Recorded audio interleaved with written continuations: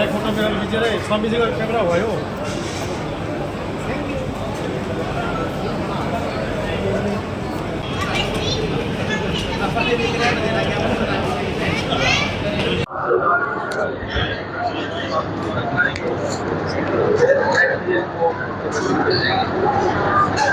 आज के हमारे कार्यक्रम के मुख्य अतिथि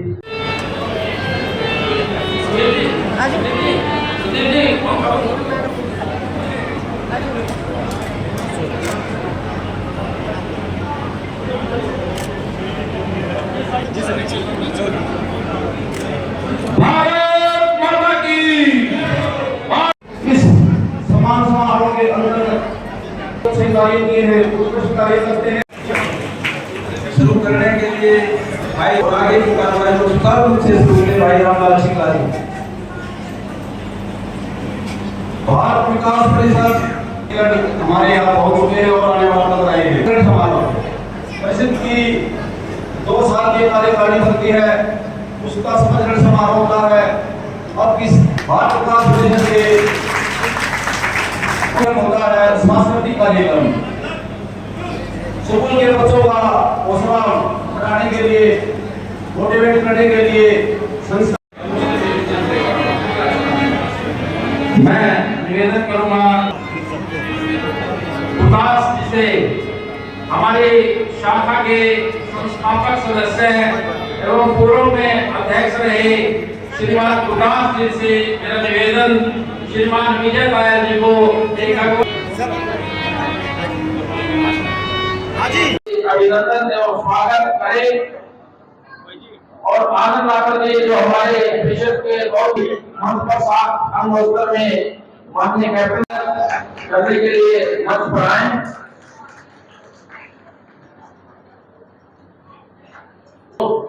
मुख्य अध्यापक के पद से सेवानिवृत्त हैं और हमारे चेयरमैन हरियाणा विद्यालय शिक्षा बोर्ड भिवानी डॉक्टर पवन शर्मा जी का एक पुष्प से अभिनंदन।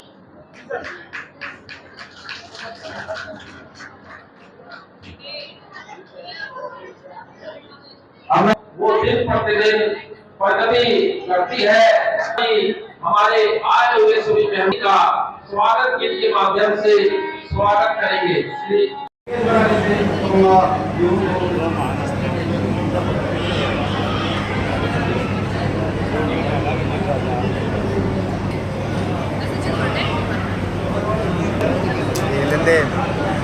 थाना प्रभारी भी हमारे मध्य में है। मैं आग्रह करूंगा सर प्लीज एक और एकादशी अभी जुड़ा क्षेत्र में हुई है कुछ दिन पहले, नहर में नहाने के लिए करेला देते हैं।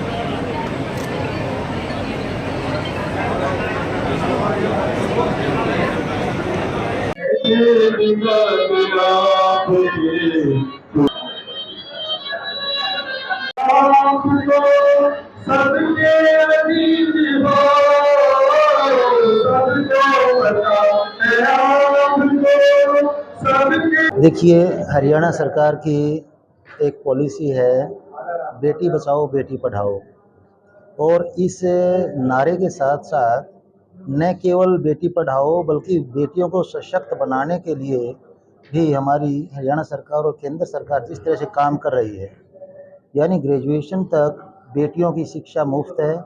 यदि कोई प्रोफेशनल कोर्स बेटियां करना चाहती हैं, उनको बाकायदा फाइनेंशियल असिस्टेंस बैंक्स के थ्रू और स्कॉलरशिप के थ्रू दी जाती है, जिसमें इंटरेस्ट ऑलमोस्ट सरकार बियर करती है। और यह तो मैंने एक पहलू बताया।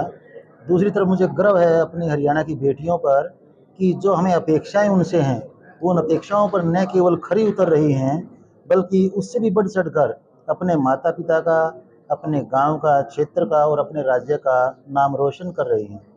अभी रिसेंटली जो एक अपने ये बहुत ही भयावह स्थिति आ गई थी, आतंकवादी जो एक हमला हुआ था, उसमें हमारी बेटियों ने फ्रंट पर जाकर के जो शौर्य का प्रदर्शन किया है, उससे हर एक भारतवासी का सीना आज के दिन चौड़ा हो गया है और सभी बेटियों के लिए प्रेरणा स्रोत वो बन गई हैं। इसलिए मैं यही अपेक्षा करता हूँ कि हमारी बेटियाँ आगे बढ़ें, हर एक क्षेत्र में अपना और अपने देश का नाम रोशन करें और दूसरों के लिए प्रेरणा स्रोत बने।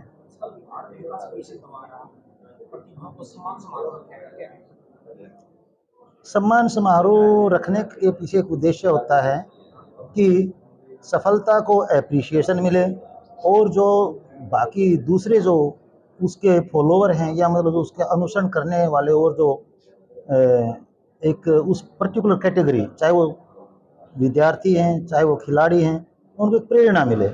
और हमारा समाज जब इस प्रकार की रिकॉग्निशन देता है तो इससे सभी को एक यह प्रेरणा मिलती है कि मैं भी कुछ बढ़ चढ़ कर करूँ, मेरी अपने पूरे एफर्ट्स के साथ करूँ, और इसका सबसे बड़ा फायदा अल्टीमेटली होना तो समाज को ही।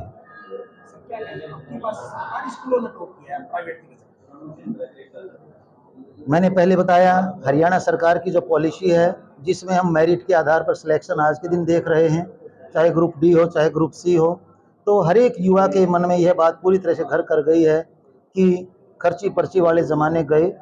यदि आपके अंदर नॉलेज है तो आपको आगे सरकारी नौकरी या यूँ कहिए कि जो आपका कैरियर है उसमें सफलता मिलेगी।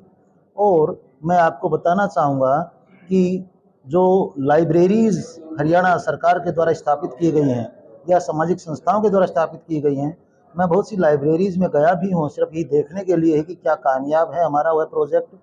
बच्चे वहाँ इतनी लगन के साथ पढ़ रहे होते हैं जिसको देखकर खुशी होती है कि जो उद्देश्य हम लेकर के चले हुए हैं उस पर बच्चे हमारे आगे बढ़ रहे हैं। और यही कारण है सरकारी स्कूलों का, बच्चों ने और अभिभावकों ने यह बात अच्छी तरह समझ ली है कि ज्ञान होगा तो सफलता मिलेगी, वरना सफलता कहीं अपने आप आने वाली नहीं है।